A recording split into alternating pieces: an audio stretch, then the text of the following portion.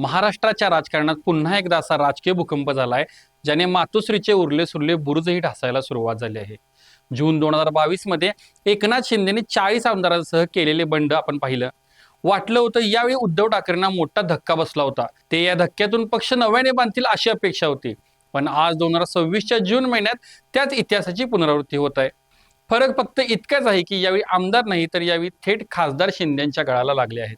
Operation tiger या नावाने राबवल्या जाणाऱ्या मोहिमेमध्ये उद्धव ठाकरेंचे 6 खासदार एकनाथ शिंदेंच्या शिवसेनेत जात आहेत। यात सर्वात मोठा धक्का आहे तो धाराशिवचे खासदार ओमराजे निंबाळकर यांचा।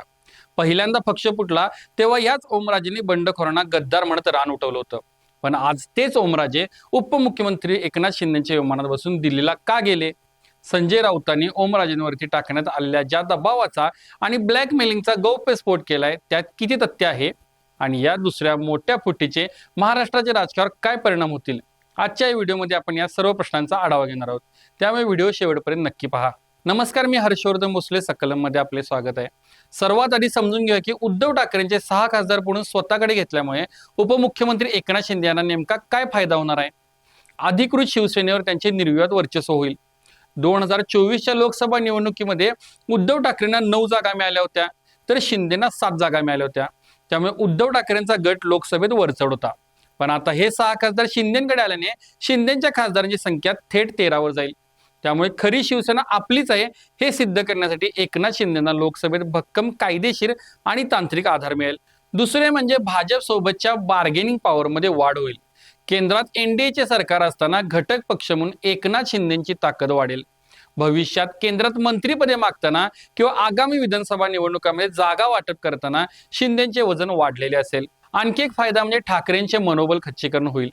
उद्धव ठाकरेंकडे आता केवळ सहानुभूती उरली होती, पण ज्यांना तिकीट देऊन निवडून आणले तेच खासदार पक्ष सोडून जात असतील तर सामान्य शिवसैनिकांमध्ये नैराश्य येते। हा मानसिक विजय एकनाथ शिंदेसाठी खूप मोठा आहे। यासोबतच शिंदेना विधान परिषद आणि स्थानिक निवडणुकांमध्ये याचा फायदा होणार आहे। संख्याबळ वाढल्यामुळे विधान परिषदेच्या निवडणुका असोत किंवा आगामी महापालिका निवडणुका शिंदे गट आता अधिक आक्रमकपणे ठाकरेंची कोंडी करू शकेल। आता पाहूया की दुसऱ्यांदा पक्ष फुटीची वेळ का आली। 2022 मध्ये पक्ष पहिल्यांदा फुटला तेव्हा एकनाथ शिंदेचा आरोप होता की उद्धव साहेब भेटत नाहीत, संवादाचा अभाव आहे आणि संजय राऊतांसारख्या ठराविक लोकांच्या कोंडाळ्यात पक्ष अडकलाय। दुर्दैवाने 40 आमदार गेल्यानंतरही उद्धव ठाकरेंचे 6 खासदार फुटीच्या उंबरठ्यावर आहेत। याचा अर्थ काय समजायचा? आता पाहूया एक एक कारणे। पक्ष फुटीचे पहिले कारण म्हणजे संवादाचा अभाव आणि ओव्हर कॉन्फिडन्स। सहानुभूतीच्या लाटेवर आपण पुन्हा निवडून येऊ या अति आत्मविश्वासात ठाकरे गट राहिला। 2019 ते 24 या काळात निष्ठावंत राहिले, त्यांची काळजी घेण्यास नेतृत्व कमी पडले असे समजायचे काय? दुसरे कारण दिसते ते म्हणजे दुसऱ्या फळीवरील नेत्यांचे वर्चस्व। आजही पक्षात संजय राऊत किंवा मोजक्याच नेत्यांचे ऐकले जाते अशी खासदारांची दबक्या आवाजातील तक्रार होती। तिसरे आणि महत्त्वाचे कारण म्हणजे मैदानी राजकारणापासून दुरावा। शाखा पातळीवरील शिवसैनिकाला अजूनही उद्धव ठाकरे रस्त्यावर उतरून लढताना दिसले नाहीत। बैठका मातोश्रीवर किंवा हॉटेलमध्ये होत राहिल्या। पक्ष नेतृत्वाने पक्षावर जो वचक आणि नियंत्रण ठेवायला हवे होते ते ठेवता आले नाही। यात सैल पडलेल्या पकडीचा परिणाम म्हणजे आज पक्षाची उरली सुरली ताकद ही दुसऱ्यांदा फुटून बाहेर पडत आहे। आता एक नजर टाकूया तो म्हणजे बाळासाहेबांचा काळ आणि ठाकरेंची निष्ठत गेली पकड यावर। शिवसेनेची ताकद आणि ठाकरे कुटुंबाची पक्षावरील पकड एका रात्रीत कमी झालेली नाही। त्याला एक मोठा इतिहास आहे। जेव्हा शिवसेना प्रमुख बाळासाहेब ठाकरे हयात होते तेव्हा त्यांच्या एका शब्दावर महाराष्ट्र थांबायचा, पण तरीही शिवसेनेला गळती लागण्यास सुरुवात तेव्हा झाली होती। याचे पहिले आणि सर्वात मोठे उदाहरण होते ते म्हणजे छगन भुजबळ। शिवसेनेचा आक्रमक ओबीसी चेहरा असलेले छगन भुजबळ 1991 मध्ये मंडल आयोगाच्या मुद्द्यावरून पक्षाबाहेर पडले। तेव्हा बाळासाहेबांनी ती पोकळी भरून काढली, पण तो पहिला मोठा धक्का होता। दुसरे नेते होते नारायण राणे। कोकणात शिवसेनेचा पाया भक्कम करणारे नारायण राणे जेव्हा पक्षाबाहेर पडले तेव्हा शिवसेनेला मोठे खिंडार पडले होते। राणेंचे उद्धव ठाकरेंशी असलेले मतभेद हे त्यामागील मुख्य कारण होते। तिसरा मोठा धक्का होता तो राज ठाकरेंच्या स्वरूपात। बाळासाहेबांची सावली समजले जाणारे राज ठाकरे जेव्हा शिवसेनेतून बाहेर पडून मनसे स्थापन करते झाले तेव्हा शिवसेनेचे तरुण रक्त विभागले गेले। हे सर्व नेते जेव्हा बाहेर पडले तेव्हा बाळासाहेब हयात होते। त्यांच्या करिश्म्याने शिवसेनेला सावरले, पण हळूहळू ठाकरे कुटुंबियाची पक्षावरील पकड सैल होत गेली।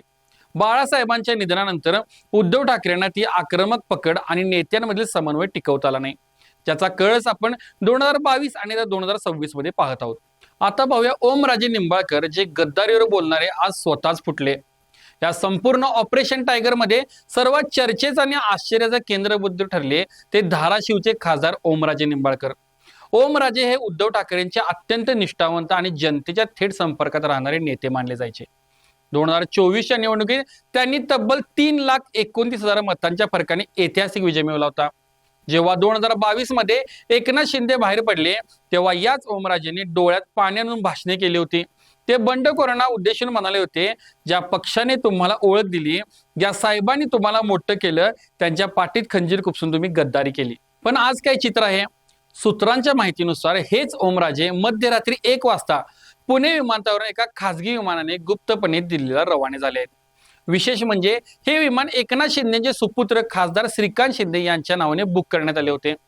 उड्डाणाच्या वेळेत तब्बल 3 ते 4 वेळा बदल करून पूर्ण गुप्तता पाळत ओमराजे दिल्लीला पोहोचले. कालपर्यंत गद्दारीवर भाषण देणारे ओमराजे आज त्याच मार्गावरून का चालले आहेत? यामागे केवळ राजकीय महत्वाकांक्षा आहे की आणखी काही? इथेच एंट्री होते एका खळबळजनक आरोपाची. पवनराजे निंबाळकर खून खटला आणि संजय राऊतांचे थेट आरोप. ओमराजे अचानक का बदलले? यामागे खासदार संजय राऊत यांनी एक अतिशय गंभीर दावा केला आहे. राऊतांच्या या दाव्यानुसार ओमराजे निंबाळकर यांच्या निर्णयाचा आणि त्यांच्या वडिलांच्या खून खटल्याच्या निकालाचा थेट संबंध आहे. गेली 20 वर्षे या खटल्याचा निकाल पेंडिंग आहे आणि यामुळेच ओमराजे हे असं मोठं पाऊल टाकण्यास इन्फ्लुएन्स झाल्याचे थेट आरोप संजय राऊत यांनी केले आहेत. नेमकी ही कोर्ट केस काय आहे? 3 जून 2006 रोजी ओमराजे यांचे वडील आणि काँग्रेस नेते पवनराजे निंबाळकर आणि त्यांचे चालक समद काझी यांची नवी मुंबईतील कळंबोली येथे अत्यंत निर्घुणपणे गोळ्या झाडून हत्या करण्यात आली होती.